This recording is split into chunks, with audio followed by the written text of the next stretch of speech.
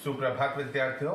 आज हम पाठ 4 दीवानों की हस्ती, जिसके लेखक है भगवती चरण वर्मा, इस पाठ की सप्रसंग व्याख्या करेंगे और प्रश्नोत्तर करेंगे। पाठ 4 दीवानों की हस्ती। सप्रसंग व्याख्याएं। विद्यार्थियों, यहाँ हम 2 काव्यांश या 2 पद्यांश की एक साथ व्याख्या करेंगे। सबसे पहले हम दीवानों और डॉट डॉट डॉट लगाकर हमें लिखना है कहाँ चले। इसकी सप्रसंग व्याख्या। सप्रसंग सप्रसंग में संदर्भ और प्रसंग शामिल है। प्रस्तुत पंक्तियां हमारी पाठ्य पुस्तक वसंत भाग 3 की कविता दीवानों की हस्ती से ली गई है। इसके रचयिता भगवती चरण वर्मा है। प्रस्तुत पंक्तियों में कवि ने स्वतंत्रता सेनानियों के मस्त मौला और फक्कड़ स्वभाव का वर्णन किया है। तो ये सप्रसंग हुआ। इसका सप्रसंग में संदर्भ और प्रसंग शामिल होता है। व्याख्या। प्रस्तुत पंक्तियों में कवि नवयुवकों के दृष्टिकोण से कह रहे हैं, जो स्वभाव से मस्त मौला है, पर उनके लिए देश को स्वाधीनता दिलवाना ही जीवन का लक्ष्य है। वे कहते हैं कि हम आज़ादी के दीवाने हैं। हमारी मातृभूमि की महानता के आगे हमारी हैसियत ही क्या है। हम तो निरंतर सफ़र कर रहे हैं, हमारा कोई ठिकाना नहीं है, परंतु हम जहाँ भी जाते हैं वहाँ सब में जोश, उत्साह, मस्ती भर देते हैं और उन लोगों में भी हम देशभक्ति की दीवानगी भर देते हैं। अब पैराग्राफ चेंज करके लिखना है।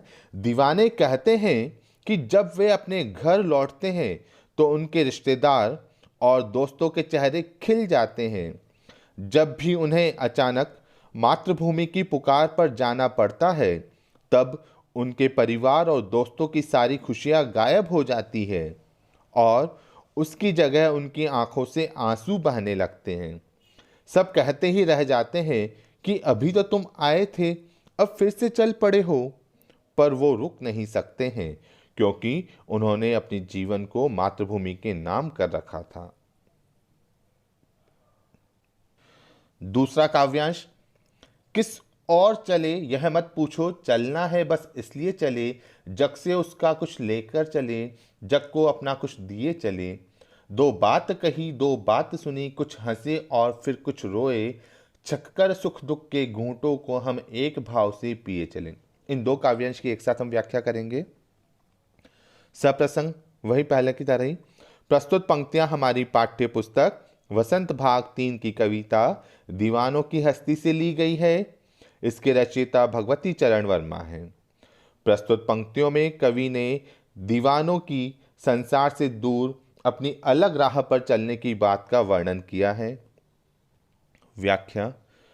प्रस्तुत पंक्तियों में कवि दीवानों के माध्यम से कह रहे हैं कि कोई उनसे यह ना पूछे कि वे कहाँ जा रहे हैं, क्योंकि आज़ादी के दीवानों का कोई एक ठिकाना नहीं होता है।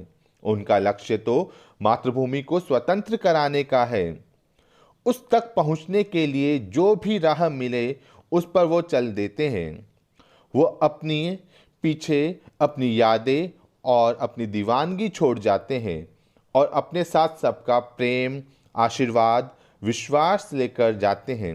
अर्थात वह जहाँ भी जाते हैं वहाँ के लोगों को बलिदान के पथ पर आगे बढ़ने के लिए प्रेरित करते हैं। उनमें ऊर्जा का संचार करते हैं, उन्हें विश्वास दिलाते हैं कि वह देश को आज़ाद कराकर ही दम लेंगे।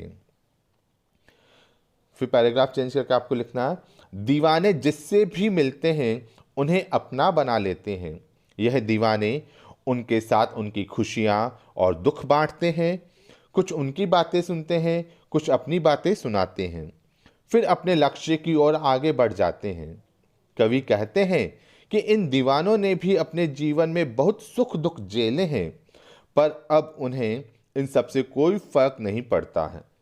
वे सुख दुख से ऊपर उठ चुके हैं, क्योंकि जो लक्ष्य उन्होंने चुना है उसे पूरा करने में उनके व्यक्तिगत सुख दुख के कोई मायने नहीं रह गए हैं। तीसरे पद्यांश की व्याख्या। हम भिखमंगों की दुनिया में स्वच्छंद लुटाकर प्यार चले, हम एक निशानी सी उर पर ले असफलता का भार चले। अब अपना और पराया क्या आबाद रहे रुकने वाले, हम स्वयं बंधे थे और स्वयं हम अपने बंधन तोड़ चले। इसमें संदर्भ पूर्ववत मतलब पहले की भांति प्रसंग। प्रस्तुत काव्यांश में कवि दीवानों के माध्यम से प्यार की दौलत से हीन संसार को भिखारी कहते हैं और दीवाने फक्कड़ होते हुए भी संसार पर अपना प्यार लुटाते हैं। उसी भाव को यहाँ प्रस्तुत किया है। व्याख्या। प्रस्तुत पंक्तियों में कवि कहते हैं कि यह जो आज़ादी के दीवाने हैं, यह दुनिया में जो कि सिर्फ लेना ही जानती है, उसमें उन्मुक्त अपना प्रेम लुटाते चलते हैं। भिखमंगों की दुनिया कहकर कवि ने हमारे समाज का वास्तविक चेहरा दिखाया है कि यह संसार सिर्फ मांगता है, देने में नहीं समझता। अर्थात कष्ट उठाकर भी इन दीवानों को पता है कि उन्हें इस संसार से कुछ मिलने वाला नहीं है, उन्हें इसकी कोई आस भी नहीं है। बस वो एक भार अपने साथ लिए जा रहे हैं कि उनके जीते जी वह देश को स्वाधीन नहीं करवा पाए।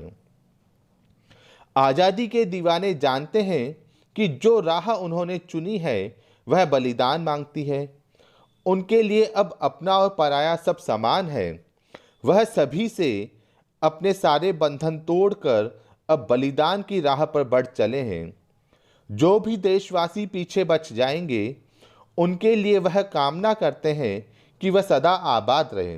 अर्थात जो उनसे चाहते हैं कि उनके चले जाने के पश्चात भी वे लोग स्वतंत्रता पाने के प्रयास करते रहे और कम से कम जो बचे लोग हैं वह तो अपनी मातृभूमि को आजाद देख सकें। प्रश्न अभ्यास। दीवानों की हस्ती।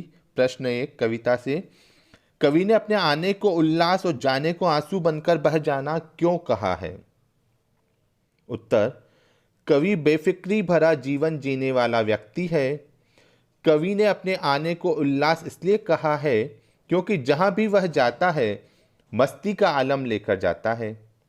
उससे मिलकर लोगों के मन प्रसन्न हो जाते हैं, पर जब वह उस स्थान को छोड़कर आगे जाता है तब उसे तथा वहां के लोगों को दुख होता है और विदाई के क्षणों में उसकी आंखों से आंसू बह निकलते हैं। प्रश्न 2 भिखमंगों की दुनिया में बेरोक प्यार लुटाने वाला कवि ऐसा क्यों कहता है कि वह अपने हृदय पर असफलता का एक निशान भार की तरह लेकर जा रहा है? क्या वह निराश है या प्रसन्न है? उत्तर। यहां भिखमंगों की दुनिया से कवि का आशय है कि यह दुनिया केवल लेना जानती है, देना नहीं। कवि ने भी इस दुनिया को प्यार दिया है, पर इसके बदले में उसे वह प्यार नहीं मिला जिसकी वह आशा करता है। कवि निराश है। वह समझता है कि प्यार और खुशियां लोगों के जीवन में भरने में असफल रहा है। दुनिया अभी भी सांसारिक विषयों में उलझी है।